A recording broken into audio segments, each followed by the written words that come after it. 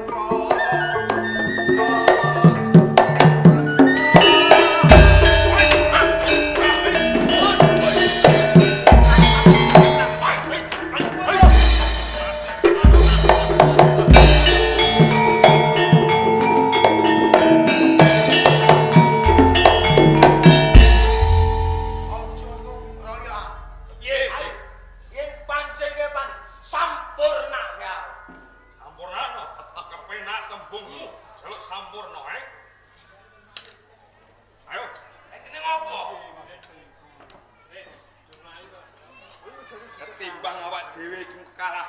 Luwih becik awake dhewe mundur. Ayo ngono. Mundur. Ayo.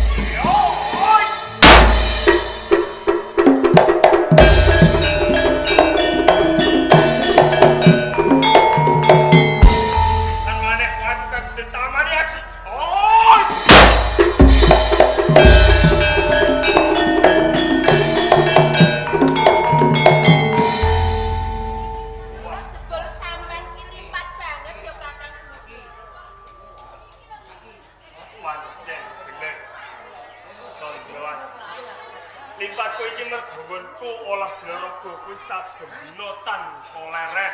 Oh, kaya ngono ya, Kakang. Ibarate ora ana dina tanpa olah blaraga. Ning gumun banget sakjroning ati. Nggonmu kok apa to, Kakang? Ora kaya adat. Lumiyane nganti kowe sakatrine teko ana ing papan oleh olah blaraga. Kakang Joko Warono, pancen kabeh wis tak sengaja aku sakatrine susul sampeyan ana ing papan kene mergo ngene, Kakang. Aku pengen ngelingke janjine sampeyan rikala semono. Elingke janji. Heeh. Janjiku bab apa, Condoan? Janjine sampeyan besok aku lan sekadangku arep kok wenehi Jaya Kawijayan ing kene bakal kok gladi. Aku ora bakal ngoncati wecok. Lamun aku wis janji lan kowe, nggonku kepengin menehi Jaya Kawijayan. Iki bakal ndak weneh aku. Nanging Apa, Kakang? Nanging piye, Kakang? Lho, kepiye kok nganggo nanging to? Lah iki mau aku wis ngusul, aku bareng karo sampeyan nanakke Aji Kawijayan iki mau lipat banget. Mula aku sakatrine iki kepengin duweni Aji Kawijayan sing kaya sampeyan kuwi mau lho, Kakang. ngono ya kena nanging kowe iki salah sijining wanita tanpa guna yen to kowe nduweni Aji Jaya Kawijayan. Lho. Lah kok dadi kaya ngono to, Kakang sampeyan kuwi? Piye Candrasari? Semune kok ya angel banget karo nuntun-nuntunake Aji Jaya Kawijayan marang aku. Ora bab perkara aku kepengin awel ora. Coba aku tak takon. Piye, Kakang? Guna apa kowe kepengin duweni Jaya Kawijayan? Lho. Kakang Joko Warono. Iya. Kalau muntuk aku kacondokan Aji Jaya Kawijayan. Iya to?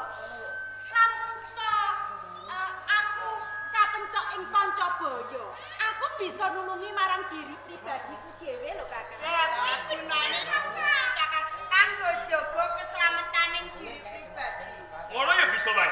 Ning aku pengen ngelingki lan kowe salah sijining wanita yen to ngangsu kaweruh ning mbok pangerti. Kowe ora mung kanthi wektu sedina, 2 dina, seminggu, sesasi. Kowe ora mataun-taun lawase yen to kelakon kowe ngangsu kaweruh ning mbok pangerti mung krana kowe kepengin duweni Jaya Kawijayan. Yen kowe dadi prawan tuwa, lak yo emang-emang. Oh, dadi sampeyan iki ngeman marang aku. Oh iya. Mergo kebanget tenan nggonke nengenake marang Aji Jaya Kawijayan. Mengko nek aku dadi prawan kasep ngono, Kakang. Bener. Luwih becik aja mbok bacokke golek bojo wae sing bisa ngayomi lan wong. Lho, ya ora kaya ngono to, Kakang. Jalaran apa? Wong wadon karo wong lanang saiki iki padha, Kakang. Padha apane? Yen lungguh padha cendheke, yen ngadeg padha dhuwure. Tamangku aku duweni Aji Kawijayan ki nganggo njaga awakku. Yen aku ning dalan, yen aku bebarengan karo sampean, sampean saged mitulungi karo aku ngayomi marang aku. Monggo yen aku kaijenan njur sapa sing arep pitulungi karo aku, Kakang? Jadi kowe ora butuhake bojo, malah butuhake Jaya Kawijayan. Yo, bojo yo gak ngerone ing jago iki wong pengen duweni Jaya Kawijayan to, Kakang. Nanging Kang Bo, Piye? titik saka kandhane Kakang Joko Warono. Heeh. Iki kok sajak ngebriyani banget ya Kang Bo. Yo Kakang Joko Warono ki semune awal kagotan iki. Nanging iki sing dirembuk kok perkara bojo iki jane piye? Loh, yo wae to Candrawati. Mergo tiwas kebeneran ngepasi wektune. Iki ana bocah nom-noman bagus gagah pideksa sing pantes sanding lan kowe dadi bojomu. Jadi ana bocah lanang sing pantes dadi bojoku. Bener Candrawati. Loh, jare ngene iki lho kandhane Kang Bo piye? Ngene Kakang, Piye, yen Candrawati? umpama ana bocah lanang sing arep seneng karo aku yo ora dadi ngopo. Ah, Senajan aku iki mau arep di pek bojo to, yen aku duweni Aji Kawijayan mak yo ora apa-apa to Kakang. Ing mengkone samu barang apa wae iku bisa dilakoni wong loro Kakang. Ngono lho Kakang. ngono. Dadi kowe mbacot kepengin duweni Jaya Kawijayan. Yo, bakal ndak wenehi nanging apa kowe saguh nglakoni syarat. Ana syarate. Hmm. Apa ya Kakang sing dadi syarate? Syaratnya kowe aja nganti mangan sego 7 tahun lawas. Lho, Lah kok kaya ngono piye to? Lah ora mangan sego sedina wae klisikan awak lemes kok. Kuwi lakon. Nek yo aja nganti kaya ngono lumrah iki yo poso mute. Poso kae mangan yo ora. Poso teh kuwi mung kanggone nyedhake jodoh. Oh, beda yen kowe kepengin duweni Jaya Kawijayan. Posone kudu 7 tahun. ning ya aja nganti 7 taun to Kakang. Kabutan, 7 jam ngono piye? 7 jam kowe ora poso. Mau ngempet lesu. Ini, yen kowe kabutan wis ngene wae. Iki ono syarat sing luwih gampang. Lah ngono lho Kakang. Ya ora sing gampang yo kanggo ngel-ngel. Wis mengko tak pindahke sandanganmu, kok tak masake ya. Yo, matur nuwun, Candrawati. Ngono lho. Iki ono syarat sing luwih gampang apa kowe kepengin ngerti?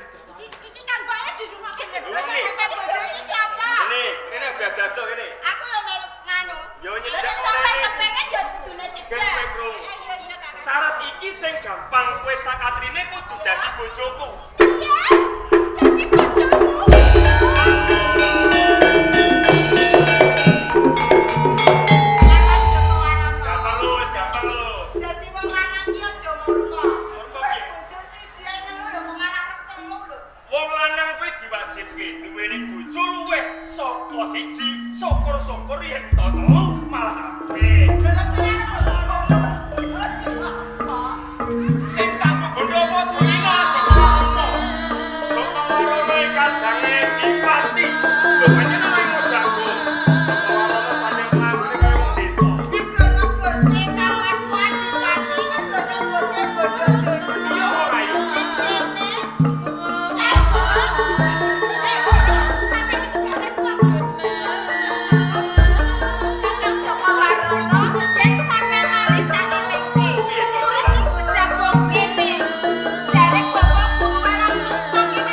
Antara murid lan murid kuwi ora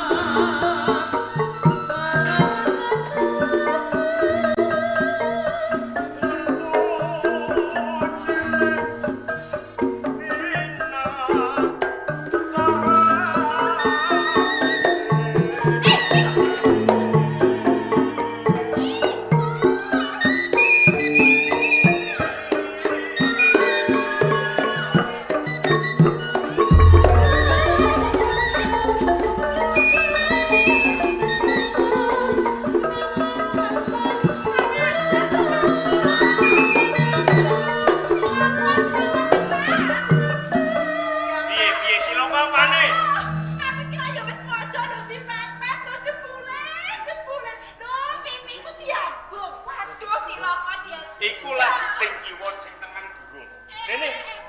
Ben jangkep kiwa tengen. Kakang Joko Warono. Piye to, Dewa? Sampean kuwi kadange adipati. Yen kudune iki diajeni. Kene ngopo tumindake sampean kaya ngono? Njur saiki aku ra sudi yen supaya ngajeni karo sampean, Kang. Aku kaya wong edan iki mergo saka gedhe tresnaku lan kowe wong telu. Ning yo kebangetan kowe. Umpama kowe gelem dadi bojoku ora bakal kaya ngene. Tresnane sampean iki ora suci, ning tresnane sampean iki mawa nepsu. Mawa nepsu. Iya. Tresno nganti dumadine tembung tresno. Kowe jalarane nepsu, tanpa nepsu ora ana tembung tresno tak kandhani. Nek tresno yo jotos sakatrine kok tresnane kabeh. Yo kok yo kuat, kok yo ngomong tembung kaya ngene. Kuwi jenenge ora tresno, nek kok lanang sekarat. Lho. Kok ndarani wong kok sekarat. Wis ora dadi bacone, Kakak. Ales nyonandang